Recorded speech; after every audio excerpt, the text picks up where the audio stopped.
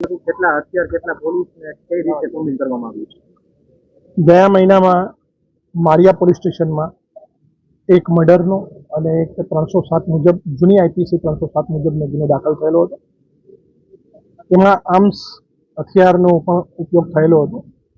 તો અમારા range IGP Shri Kordia સરની સૂચના અને એમના માર્ગદર્શન હેઠળ સમગ્ર જિલ્લાની પોલીસ સાથે અમે માળિયામાં આજે મેગા કોમ્બિંગ કરેલું છે. આ જે મેગા કોમ્બિંગ થયું એમાં 3 ડીવાયએસપી શ્રીઓ, 15 જેટલા પોલીસ ઇન્સ્પેક્ટર, 32 જેટલા પીએસઆઈ અને 400 જેટલા પોલીસ કર્મચારીઓનો સમાવેશ થાય છે.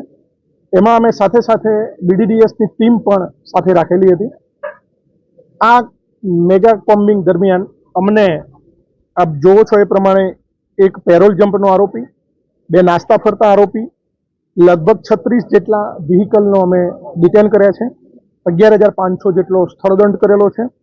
પીજીવીસીએલના 3 ગેરકાયદેસર કનેક્શન પણ અમને પ્રાપ્ત થયા છે. તો પીજીવીસીએલના અધિકારીઓને બોલાવી એમની પણ આગળની કાર્યવાહી અમે કરાવી છે અને લગભગ એમના સર્વે મુજબ 8 લાખ જેટલો દંડ થશે.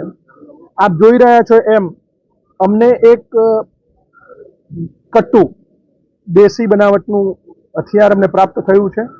સાથે સાથે 23 જીવતા રાઉન્ડ પણ અમને પ્રાપ્ત થયા છે. 3 જેટલી એરગન છે.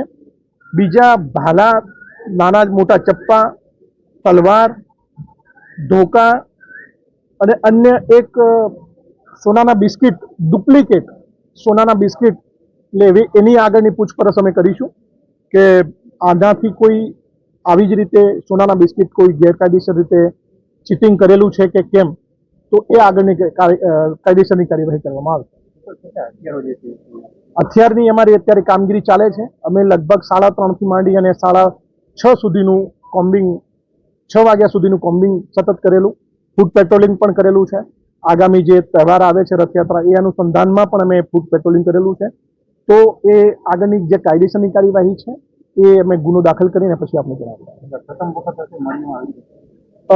મારી ધારણા મુજબ આ મેગા કોમ્બિંગ આ પ્રકારે છે. સાથે સાથે બીજા અન્ય 3 ગામમાં પણ અમે 1 પીઆઈ, 2 પીએસઆઈ અને 30 જેટલા પોલીસ કર્મચારીઓ સાથે, અને ત્યાં પણ 3 ગામનું એક સુપરવિઝન ડીવાયએસપી શ્રીએ કરેલું છે.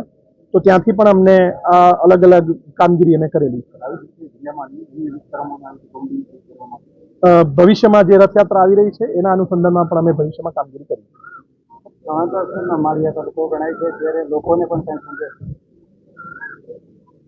માળિયામાં છાસવારે આવા ગુના બનતા હોય છે અને વેર લેવાની વૃત્તિ એ લોકોની વર્ષોથી હોય જ છે. તો નાની અમથી બાબતમાં ઝઘડા થાય છે, મૃત્યુનો એટલે ખૂન નિપજાવવાનો પ્રયત્ન, સાથે સાથે મર્ડર પણ થાય છે. તો ભવિષ્યમાં આવા મર્ડર ન થાય એવી અમે લોકો જોડે અપેક્ષા રાખીએ છીએ.